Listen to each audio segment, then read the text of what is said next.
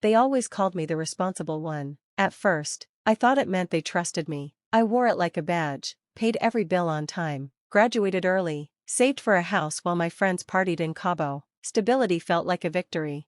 My name is Diane. I'm 26 and live in Austin, Texas. Last year, I bought a small one-story fixer-upper with a creaky porch and a stubborn magnolia tree that refuses to bloom. I'm a software engineer. I like numbers, structure, knowing exactly what belongs to me. We didn't have much growing up. My parents, Carol and Richard, worked hard. My mom was a school secretary. My dad did city maintenance. They believed in family first. Even if that meant one person always gave more, that person was me. My sister Tiffany is 23, beautiful, magnetic, reckless. She never finished college, jobs, relationships, but she never really had to. Our parents always bailed her out. When she crashed her first car, my dad blamed the brakes, and I co-signed the loan for her next one. When she missed rent, Mom cried on the phone, and I wired the money, just this once, she'd say, but it never was. I kept telling myself I was helping. That's what older sisters do, and I could afford it, or so I thought. My credit score hovered in the 800s. I paid off my cards each month. I had a savings account labeled emergency that I'd never touched, but lately, a quiet heaviness had been growing. It was in Dad's constant, "Diane will figure it out," in Mom's texts that always began with, "I hate to ask," but, in Tiffany's selfies from concerts I didn't even know she could afford, captioned "Living my best life." I never asked where she got the money. Maybe I didn't want to know. Then, one Tuesday morning, everything shifted. I woke up, stepped over the same creaky floorboard, poured my usual coffee, and checked my banking app while my toast cooled. The app loaded slower than usual. Maybe the signal, maybe my hands already shaking. The first few transactions looked familiar. $649 from a streaming service I kept forgetting to cancel. Groceries, a small donation for a friend's fundraiser. Then I saw it, one line after another. Flights, hotels, boutiques I'd never heard of, restaurants with French and Italian names. Total, $75,138.27. I set the coffee down too fast, spilling some on my wrist. I didn't even feel it. I kept staring at the screen, refreshing it over and over, as if it might vanish, but each charge was real, and all in my name. Paris, Rome, Santorini, first-class flights, 5-star hotels, spa packages. I sat down at the kitchen table. I'd never spent that much in my entire life. It was more than my annual take-home pay, more than my car, more than what I'd saved through years of careful, quiet sacrifices. It had to be a mistake, or a hack, but the details matched: my name, my card, my billing info. I opened one charge, an airline ticket booked 2 weeks ago, another, a hotel in Paris charged 4 days earlier, then a spa in Santorini. And suddenly, I remembered Tiffany leaning against my kitchen counter last month, laughing as she scrolled through Instagram. I just want to get away, eat gelato in Rome, go full Lizzie McGuire in Europe. At the time, I barely paid attention. Now, my stomach went cold. I didn't call the bank right away. My finger hovered over the app, but something told me to make a different call first. Dad answered on the third ring. "Hey, Diane," he said, like it was a normal Sunday. "Dad," I said, my voice tight, Did you use my credit card recently?" There was a pause, not long, but long enough. "Oh," he said lightly, like I'd asked about misplacing a dish. "Yeah, your mom and I booked Tiffany's trip on your card. Her limit wasn't high enough." I blinked. "You used my account? Without telling me?" "We meant to," he rushed to say. "Things got busy. You're always working. We didn't want to bother you." "Didn't want to bother me, with $75,000? I stood up and walked to the window, as if moving could help me think. "You booked an entire European vacation," I said slowly, "on my card, for Tiffany? You know how much she wanted this," he said. I didn't reply. Then I heard Mom's voice on speaker. "Honey, don't get upset. It's family, we help each other. She's having the time of her life. You wouldn't take that away from her, would you?" My hand curled into a fist, not out of rage, not yet, but from sheer disbelief at how casually they said it. "She's been posting pictures," Carol continued, oblivious. "She looks so happy. Did you see her Eiffel Tower view? Gorgeous. And Richard upgraded her to first class. A little surprise." I closed my eyes. "A little surprise, with my money." "You didn't ask," I said. My voice had dropped, colder than I'd ever heard it. You charged $75,000 on my card without permission, and you think that's okay? It's family, Richard repeated, as if that explained everything. You make good money, Diane. You've always been the responsible one. Tiffany doesn't have what you have. She deserves this. You can handle it. There it was again, you can handle it. The same line they used when I picked up extra shifts to pay off loans, when I skipped trips to save for my house, when I swallowed no so many times it lodged in my throat. And now, they stood there, voices calm and smiling, pretending they hadn't crossed a line I could never uncross.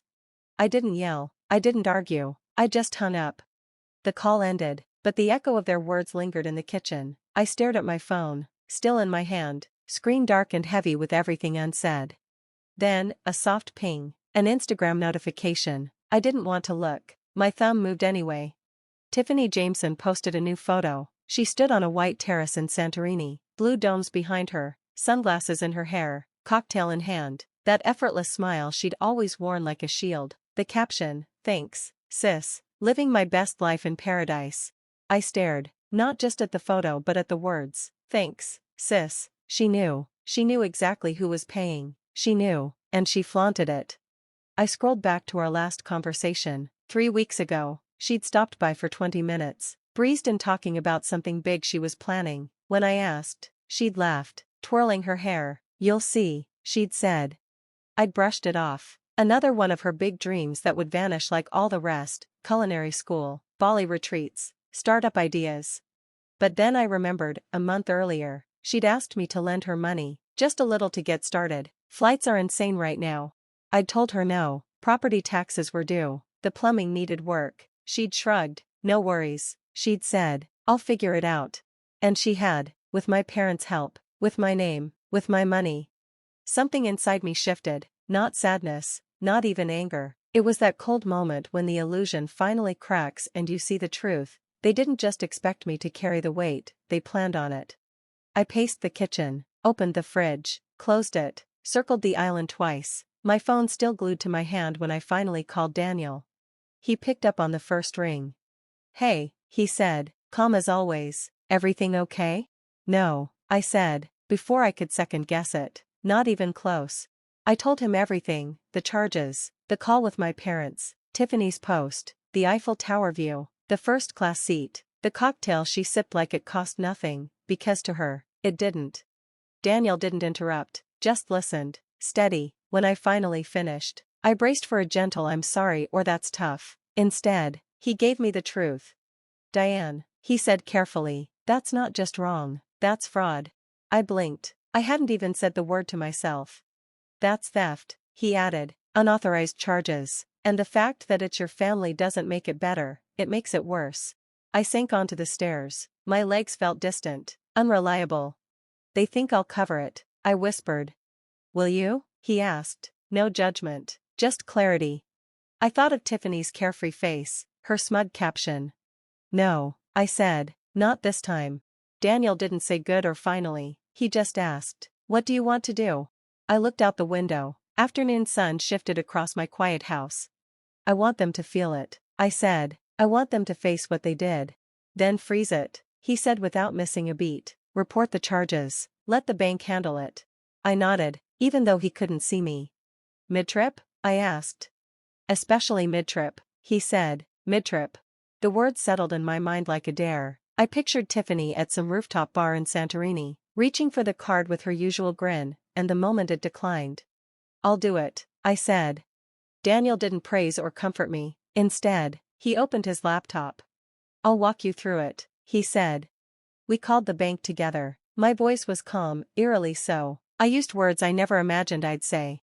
My parents used my credit card without my permission to fund a vacation for my sister. I did not authorize the charges. Yes, I want to report it as fraud.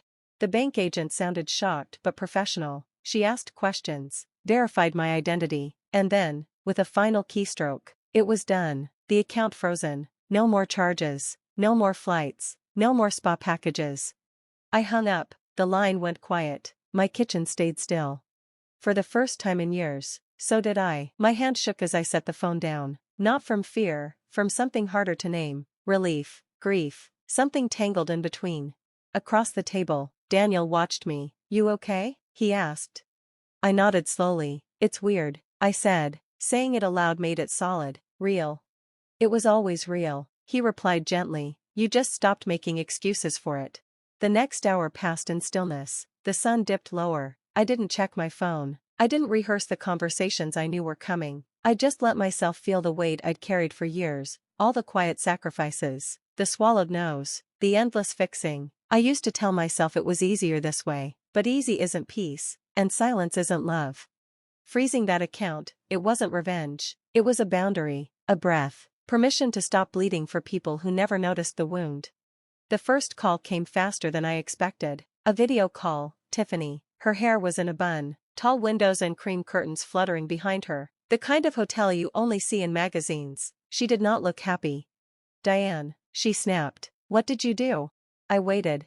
My card isn't working. The hotel says I have to settle the bill before checkout. Your card? I asked. The one mom and dad gave me for the trip. Flights, bookings. I nodded. Right. She squinted at the screen. Did you freeze it? Why would I do that? Because mom said you were upset about the charges. Upset? I echoed. Tiffany, they charged $75,000 to my account, my personal card, without asking. She rolled her eyes. It's just money. You make good money, don't be so dramatic. I nearly laughed. Not from humor, from the clarity finally cutting through. It's not just money, I said. It's mine. I earned it. I saved it. And you didn't ask. She hesitated, eyes flickering off screen. So what now? I'm in Greece. Then you, Mom, and Dad will figure it out, I said, and ended the call. Minutes later, the phone rang again, Carol this time, and she wasn't soft about it. Diane, she barked, what have you done? Tiffany's stranded, she can't pay for anything. I froze the account, I said. You what? Richard's voice jumped in, they had me on speaker. She's in another country with your card, Carol cried. No, I said, she's in another country with $75,000 of my money. It's family, Carol shouted, you don't do this to family. I paused, let the silence stretch. No, I said, you don't steal from family either. Richard's voice sharpened, ungrateful brat. After everything we've done for you, Carol added. You committed fraud, I said calmly, the bank is investigating. That silenced them. You wouldn't, Richard said, but his voice had lost its edge. Try me, I said, and hung up. The fallout didn't stay between us. By the next afternoon, calls came from numbers I hadn't seen in months, my aunt, a cousin, even Carol's church friend. Everyone wanted to understand. My parents were already spinning the story. I was ungrateful, cold, overreacting. I'd left Tiffany stranded mid-trip, like some kind of punishment. I didn't answer most of them, but when Aunt Susan called, I picked up. Her voice was cautious. Is it true? She asked. They used your card? Yes, I said. 75,000, no permission, all for Tiffany. Silence. Then, oh, Diane, that's awful. The first person who didn't try to explain it away, who didn't tell me to let it go. As word spread, the silence shifted. Some relatives quietly took my side. A cousin texted, good for you. A few stayed neutral, others doubled down, family means forgiving. But the numbers were too big to ignore, and when the bank's fraud team started making calls, asking for documentation, verifying names, Carol and Richard couldn't explain it away. Not this time. I stopped answering their calls, not out of anger, I just had nothing left to give. My phone lit up daily, Carol swinging between guilt and rage, Richard threatening legal action, Tiffany sending texts like, you ruined everything and it's not that big a deal. I read them all, then archived them. No blocking, no yelling, just distance. I moved my money to a new bank, changed all my passwords, removed them as emergency contacts. Each change felt like laying another brick in a wall, not to shut the world out, but to protect the part of me they never saw. Daniel helped me find a lawyer, just to understand my rights. He reassured me, reporting the fraud wasn't just allowed, it was necessary. I didn't want to sue, I didn't want to fight, I just wanted it to stop. I knew the money might never come back, but the bleeding had, that was enough. The house was quiet that week, not empty, just still. I reorganized the pantry, bought a new kettle, one that whistles. The sound reminded me the silence wasn't lonely, it was earned. Tiffany eventually made it home. I didn't ask how. Word was, she borrowed money, scrambled for a cheaper flight, cried when the airport lounge denied her entry. I didn't feel satisfied hearing that. I just felt done.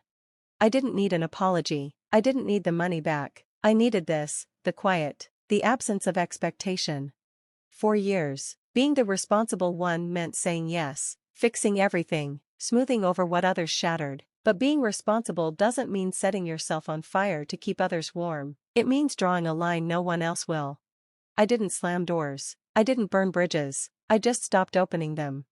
And for the first time in my life, the quiet felt like mine.